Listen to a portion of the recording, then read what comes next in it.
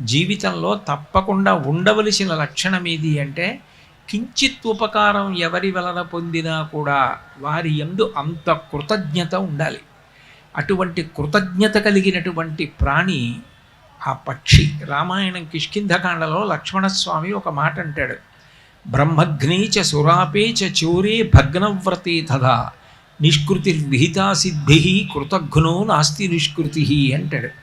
ఎంత పెద్ద పాపం చేసిన వాడికైనా నిష్కృతి ఉందేమో కానీ చేసిన ఉపకారం మరిచిపోయినటువంటి కృతఘ్నుడికి మాత్రం నిష్కృతి లేదు.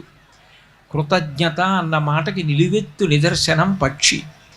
ఆ కృతజ్ఞతా లక్షణం పక్షికి ఉంది కాబట్టి ఆ పక్షి గూటికి వెళ్ళేటప్పుడు తొందరగా సూర్యాస్తమయం అయిపోవడంలో చీకట్లో వెళ్ళలేక ఇబ్బంది పడుతుందేమో, అందుకని మేము ఆకాశ దీపాలు వెలిగించి పైన ప్రకాశించేటట్టుగా పెడుతున్నాం.